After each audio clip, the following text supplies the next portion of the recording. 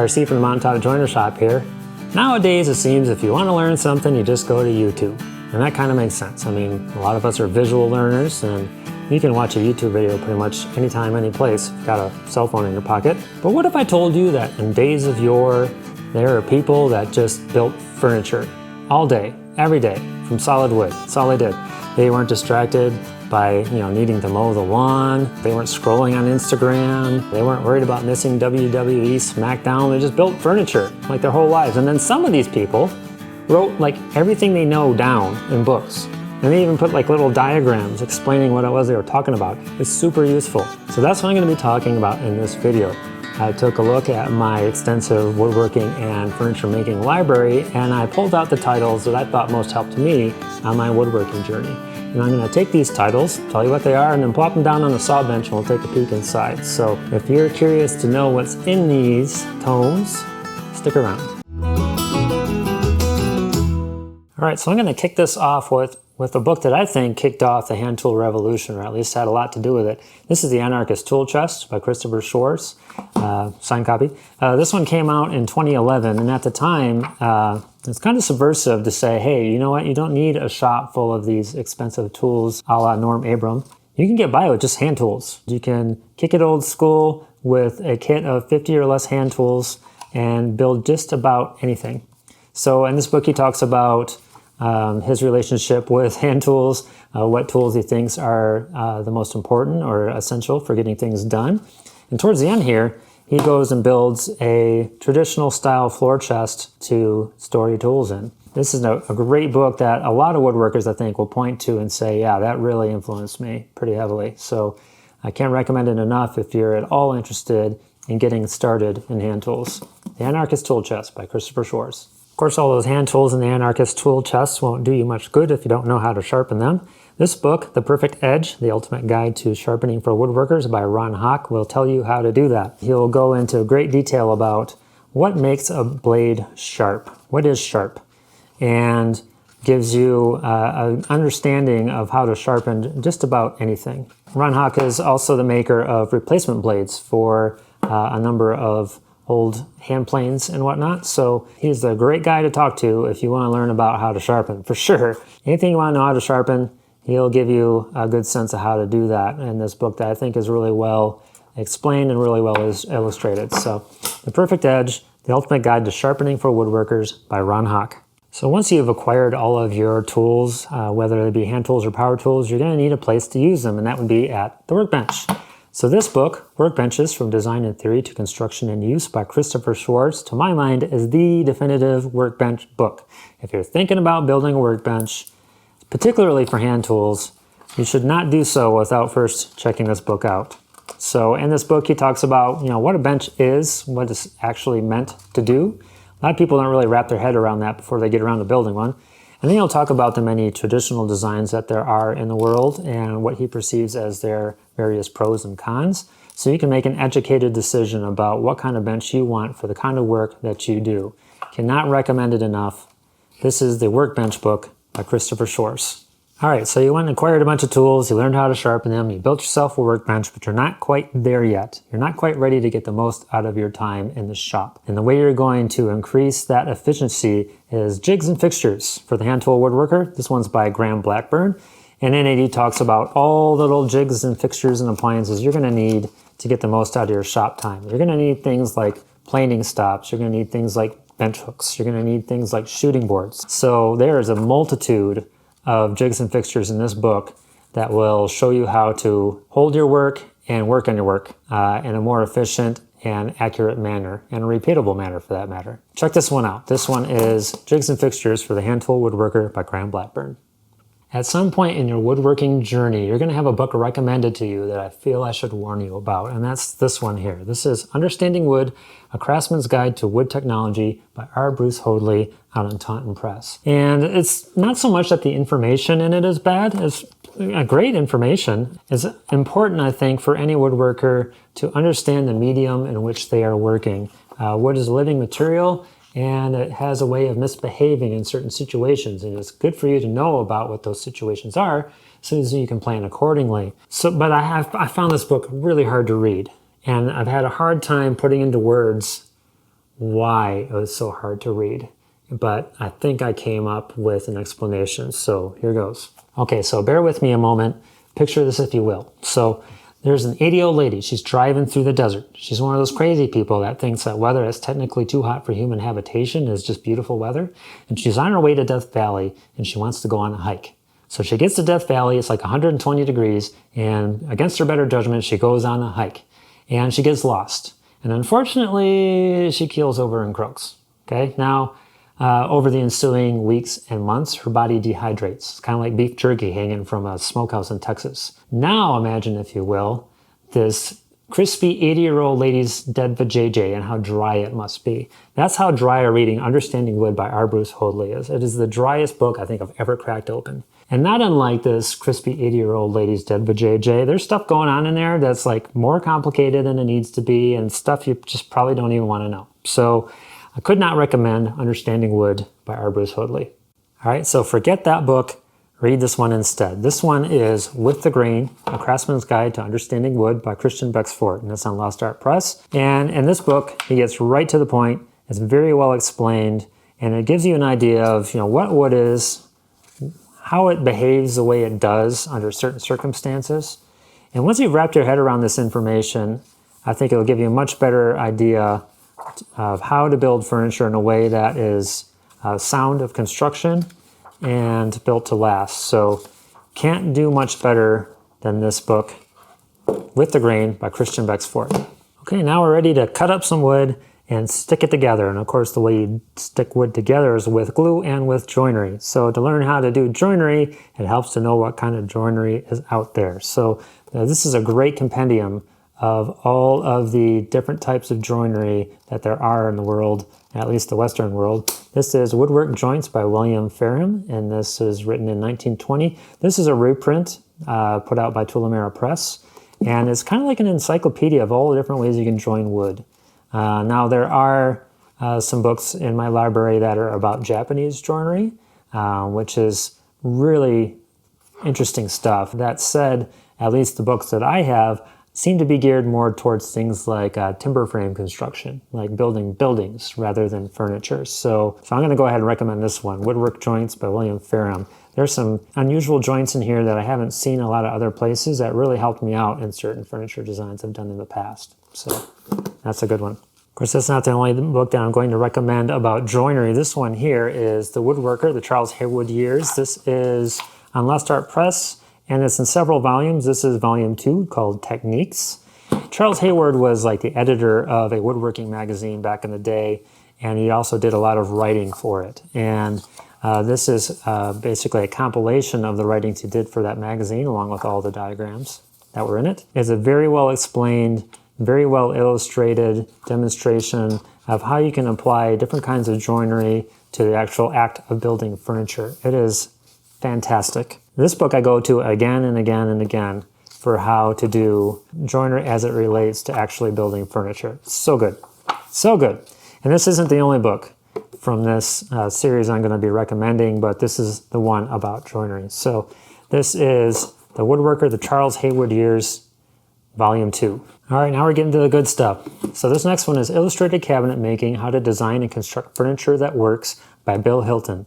And this is often referenced to as the Gray's Anatomy of Woodworking because it's so well illustrated. It gives you a really good idea of what the innards of traditional furniture are. So at the beginning, I'll talk a little bit about what wood is and how it behaves. There's a furniture anatomy section where they talk about what the different parts of a given piece of furniture are called. I think we could all use a little help with that sometimes. And he talks about traditional types of joinery, both for power and hand tool users. And then he'll get into things like sub-assemblies and different types of furniture forms, up to, but not limited to, dining tables, occasional tables, desks, chests, cabinets, beds, all kinds of stuff.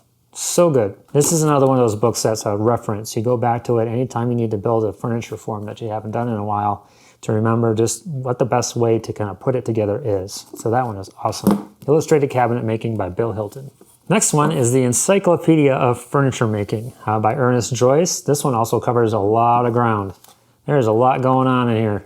Not only things like tools and machinery, but also joinery, how to do different furniture making techniques. And this one, I have a little bit of trouble with the diagrams as they relate to the text. There are a ton of diagrams in here, and I don't find it as well explained as like the Charles Hayward book I recommended earlier, or Illustrated Cabinet Making by Bill Hilton.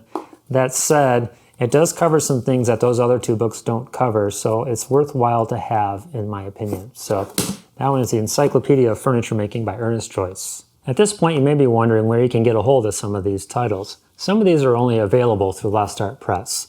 So for that, you just go to lostartpress.com and take a look there. You should be able to find all of these titles there. They're a great company that puts out a ton of great woodworking books, and they deserve your support. Some of these other titles are available through Amazon, and when that's the case, I will leave an affiliate link in the description, so you can click on that link and purchase these titles, and a small percentage of your purchase price will go towards this channel at no extra cost to you. So it's another small way that you can support the channel. And speaking of supporting the channel, I now have a little icon below all my videos that says super thanks. It's like a little heart with a dollar sign in it.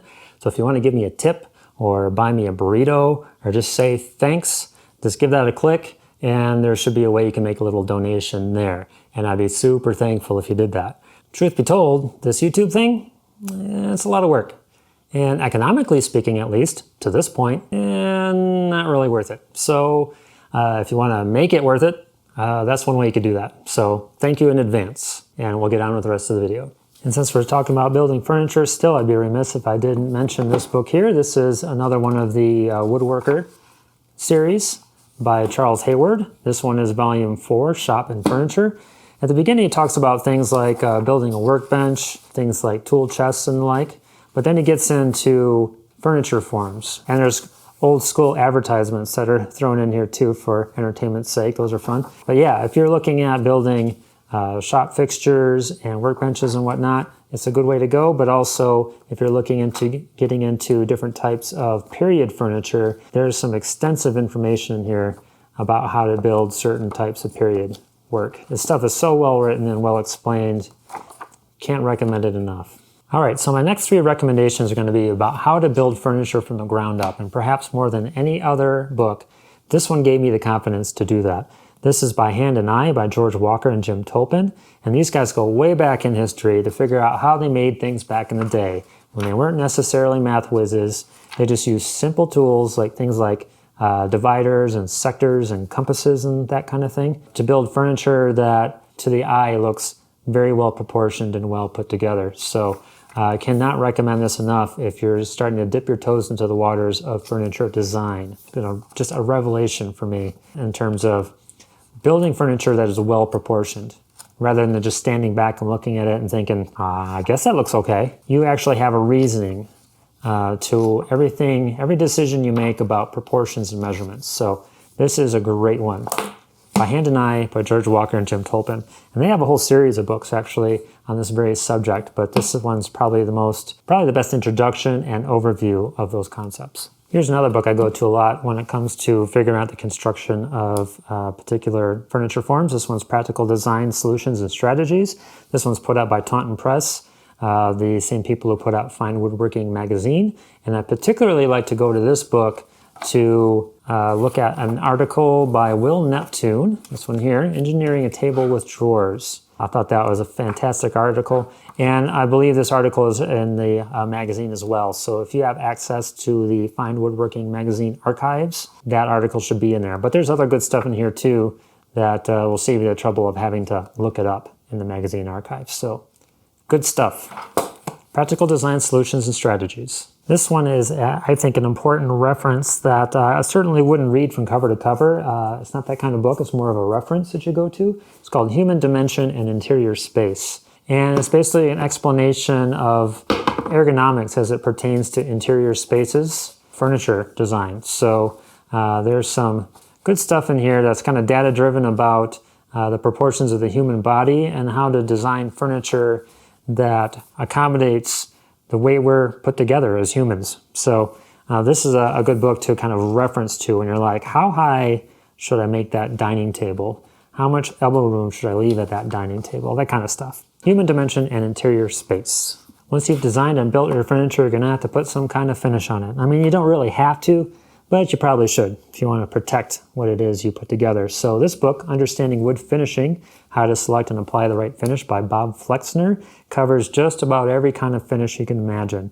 This one goes over what the point of finishing is in the first place, what you can expect from a given finish in terms of its protective value, how you can use finishes to add color, things like that. So he covers everything: oil finishes, varnishes, film finishes, lacquers, spray finishing, finishing with a brush, all kinds of stuff is in here. And while this volume is revised and updated, as it says, there are some things like water-based polyurethanes and whatnot that have come a long ways since this one was released. So there might be a newer version of this book available. Bob Flexner, if you've been reading woodworking magazines for a very long time, you will know that he has been writing articles about finishing, man, just forever. So he is certainly a respected authority on that subject. All right, so this next one is a little bit of a specialty subject. This is The Craft of Veneering, a complete guide from basic to advanced by Craig Thibodeau.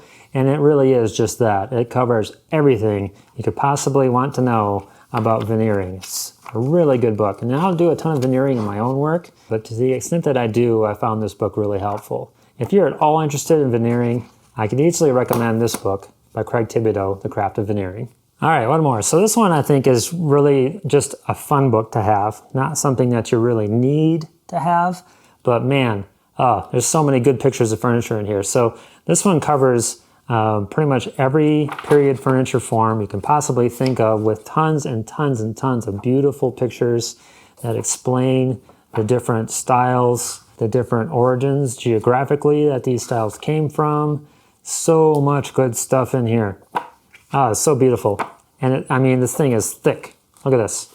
So, I should probably mention what it is. So this is Furniture, The World's Styles from Classical to Contemporary by Judith Miller. It's not a cheap volume, I don't think. I think I got this one used off of Amazon, and it still cost a little bit of a pretty penny. But man, I really love to just kind of flip through this and check out just the gorgeous examples of period furniture in this book. One thing that kind of irked me a little bit about this one is how it kind of glosses over the arts and crafts movement and the studio furniture movement just a little bit. I don't think it was given the kind of weight that certainly a modern woodworker and furniture maker would probably give it. But yeah, outside of that, a lot of good stuff in there. So, Furniture by Judith Miller. So that's it. That's all I have for today, and hopefully I've made it clear that there are things in these books that you really can't learn anywhere else. And some of these will likely become references that you go back to again and again and again anytime you need to remember how to do that certain something or other.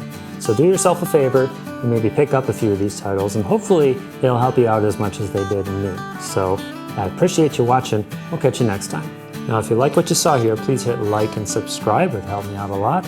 Also hit the little bell icon if you want to be notified anytime I release a new video. And if you didn't like what you saw here, keep it to yourself, pal. Or watch one of my other videos. You might like one of those. Thank you for watching.